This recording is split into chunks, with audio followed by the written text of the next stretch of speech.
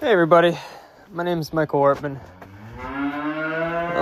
And I decided to start a podcast talking about what it has taken myself and the people around me to build or redefine the way we run our farm and the way that we can get our products or take all of our hard efforts of work that we've done and get it to you guys as the customers. So it's been a long road. So I'm 31 years old. I live in upstate New York. I'm a second generation farm now. We currently milk cows. We have a hog farm, beef cattle. We have a grain business, corn, soybeans. We do winter rye grain, oats for grain as well. And then ultimately what we are building is a farm-to-table delivery service where we produce everything. It goes down the road to our local butcher shop, and then we put it on our refrigerated delivery truck, and we get it to you guys as the customers. In order for us to have been able to do this, there has been a lot of ups and downs. So I spent 6 years in the Marine Corps Reserves. I also became a New York State paramedic, where I used to work in the Syracuse, Oswego area, and now I still work in the Messina or in St. Lawrence County. So when I took this farm over, or decided to take the farm to start farming, all we did is we milked cows. We milked about 45 cows. My father started the dairy farm. He started shipping milk in 1999. He started with 9 cows, and there was no barns, there was no house, there was nothing on this piece of land that when he bought it. So everything that we've had here at Ortman Farms, we built up from the ground completely. Well, I can't say that. My dad said when he first bought this property back in 1977, there was an existing barn that was here standing, but there was a decent windstorm that came through. And before he got to use the barn, or he had paid the insurance premium, put the check in the mail, and before the insurance was active at the time, the barn blew down. So there was nothing. So there was an old barn foundation. He bought this farm when he was in his 20s, and he had no intentions to becoming a farmer because none of our family are farmers. Like majority of my family on my mother's side is from the New York City area, New Jersey location. So none of us came from farmers on my mom's side. My dad was ultimately born in California. His father, he was a professor. They moved around a lot from place to place. So he lived in a lot of different states, a couple of different countries. I think there was a family member, maybe his uncle or somebody related to him at the time.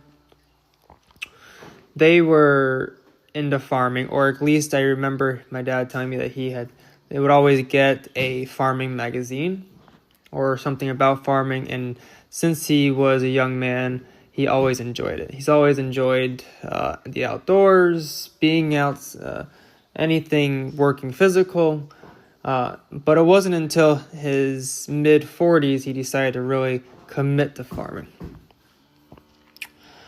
So we're going to tell the story about this whole process because it's like I said, farming's not easy. There's nothing about farming that's easy. Even when things are going well, it's still not easy. It's a daily grind. But what's interesting about what we've done and what my family has done is, like I said, everything's been from built up from nothing. And the one thing that we've always strived to do is when we face hard times, to not complain about it, but to adjust accordingly, figure out how to figure out what the problem is, how to adjust accordingly, figure out the solution, still farm, but maybe do it because commodity prices are all over the place. COVID had happened, parasites, issues, stuff like that, where you can't control. There's so many outliers where we need to at least be able to control, how we get paid and have a steady, reliable revenue stream. And most farms across the country, they work off of commodity pricing. So the prices go up and they go down. There's no control. Typically in agriculture, it's a 3-year cycle.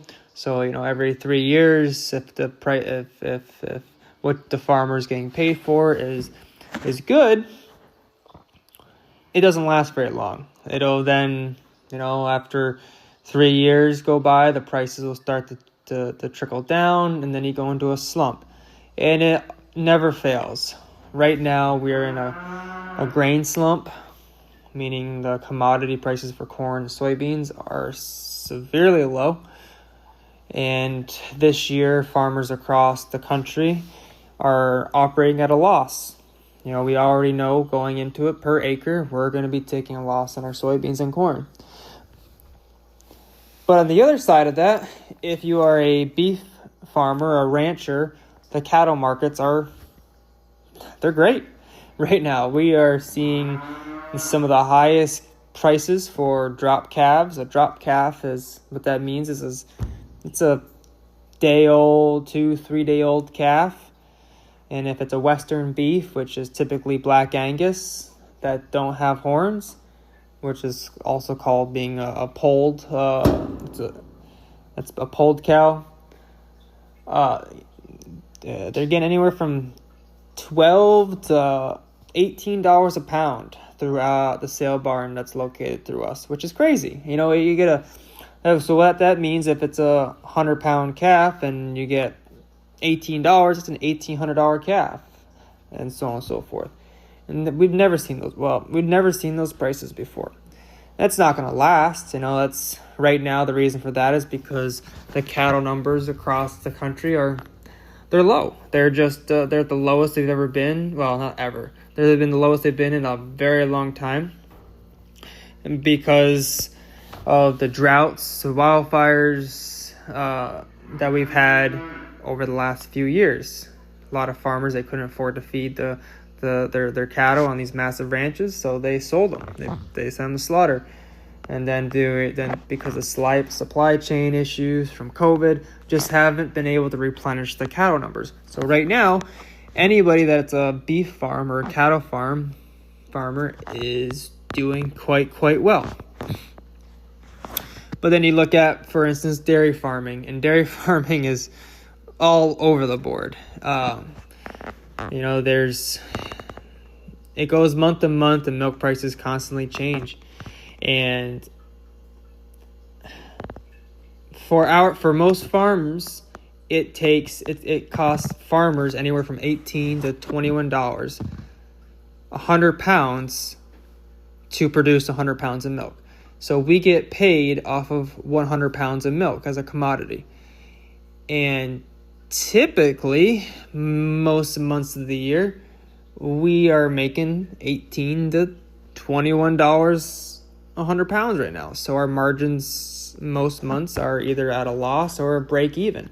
And then what will happen is come the fall, when schools go back into session, holiday season, there's peak demand, the milk prices will trickle up to maybe $22, $23, $24 a hundred. So then the farmer will then make, we'll start to make some money for a few months, catch up, get enough to break even from the year.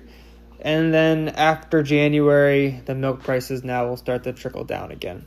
And it's like that year after year after year. It's so with all that being said, I decided that in farming, I don't want to repeat the same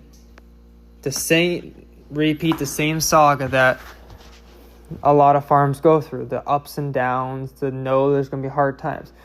So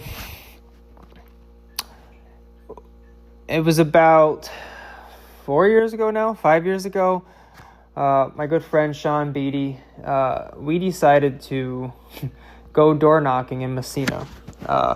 We knocked on a street called Sherwood.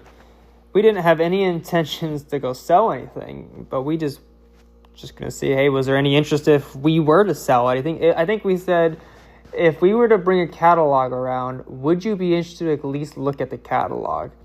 So I remember this. We knocked on, I think it was 63 doors that we knocked on total.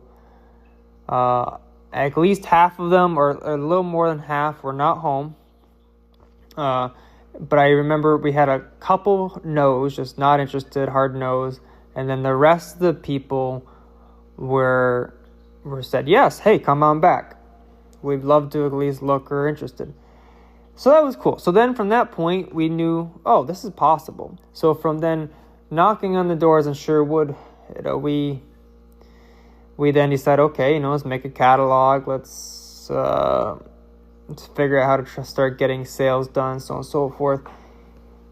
But we started door knocking. It was just a crazy idea. Like, who does door knock? Or at least, who does door knock anymore? Nobody in Messina that I know, other than like around election times, does door knocking. So it was like, oh, let's just go knock on people's doors and let's do it, because why not? Why not?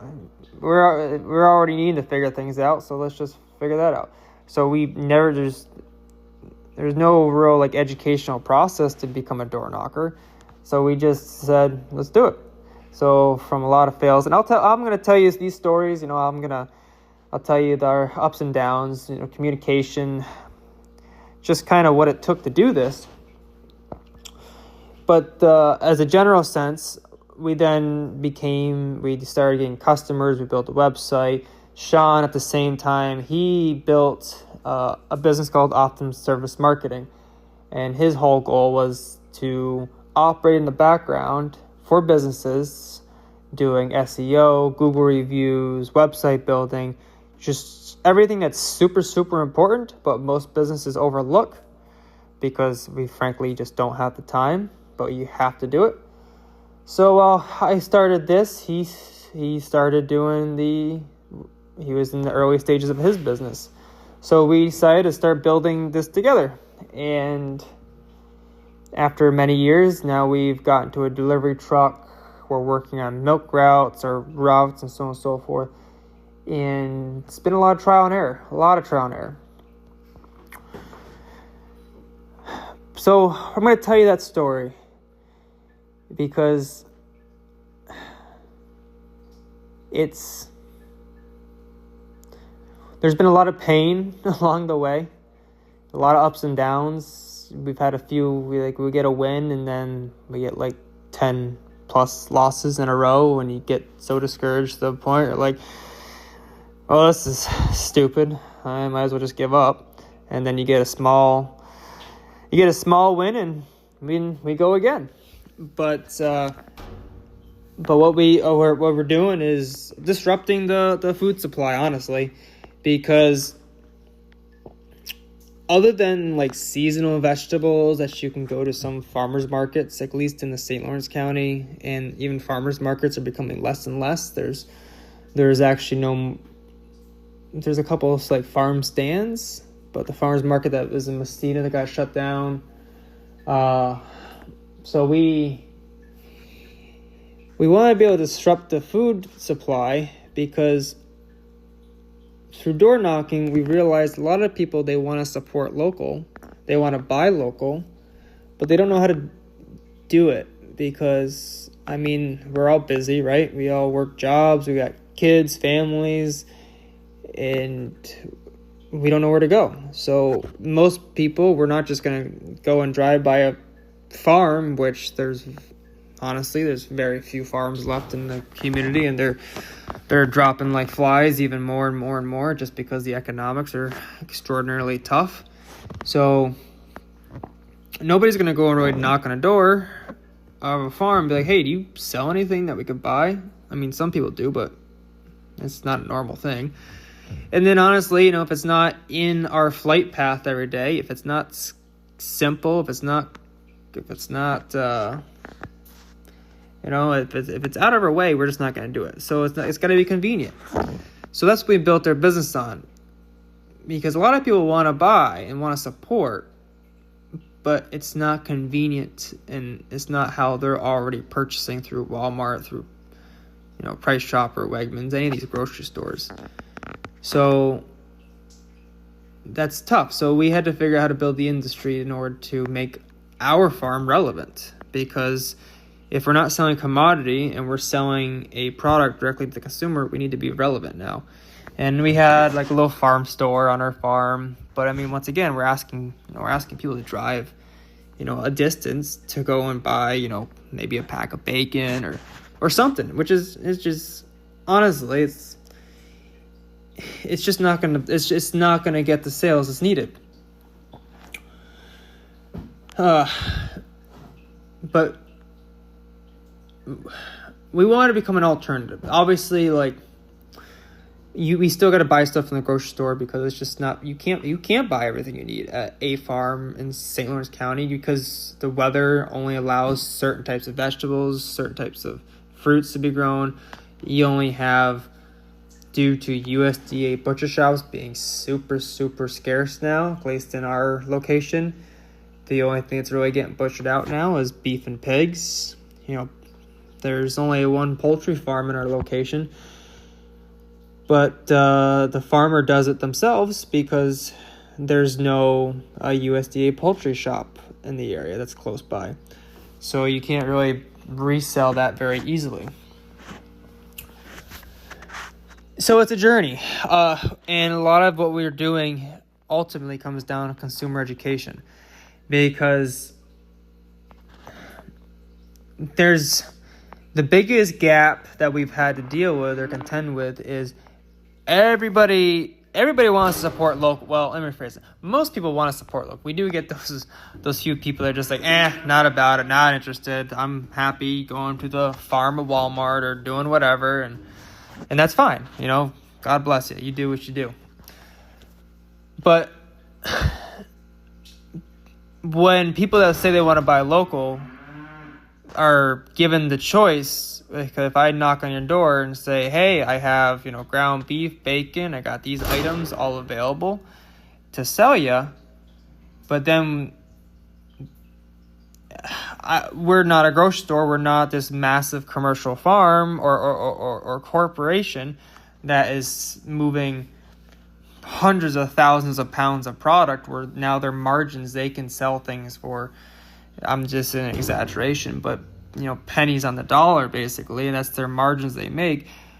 I have to have higher prices. So, and the higher prices, they're not really that much higher. They're only maybe quarter, 50 cents, $1 more a pound or a package or something like that. But because as consumers, we always want to try to get the best deal and buy things at the cheapest cost. So that's the hardest thing that we have to contend with, because then, if I'm selling ground beef, in my ground beef, it's just a ground meat and fat content of each animal with no additional byproduct added back into it. So there's no technically 80-20 or 90-10.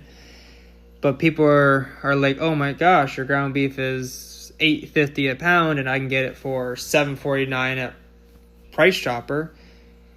But once again, it's just a different product. Because if you're saying, $7.49 at Price Chopper, but it's 80-20, well, that's just not the same product, because, that's only 80% meat and 20% is byproduct. So the biggest thing that we always have to do is consumer education, because every time that we walk into a grocery store or in any store in general, everything that store has laid out is done for a specific reason. It's done to get the most amount of money out of the customers. So everything is done that way. And when you're dealing with a farmer directly, we're not trying to market, 100 different products of, say, say like of ground beef or ground beef variations, or you're gonna buy ground beef. Okay, what can you do with ground beef? You can make burgers. Okay, so you need buns, condiments, pickles, lettuce, tomatoes, all these other items that they're gonna try to upsell you on. We're just trying to sell you a single product. So, and then our cost to produce that product is going to be much higher, because instead of like these massive feedlots that are moving hundreds of thousands of animals through them, I only may raise 100 beef cattle. So my cost of raising is stretched over 100 versus, say 1,000. And same thing, our butchering fees.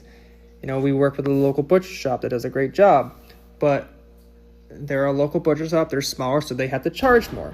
So then that cost gets added onto their product. So it's impossible for farms to be able to truly compete with store prices. And if we are trying to compete with store pricing, then we're going to just take a loss. But so with us, our biggest thing, and what I want to do with this, or what we're gonna do with this podcast and all of our social media, because we're on Facebook, YouTube, TikTok, Instagram. I think we're on X as well. And then we have our own Ortman Farms app, which is our own community that we're working on building out courses. It's kind of our own interactive app for the farm.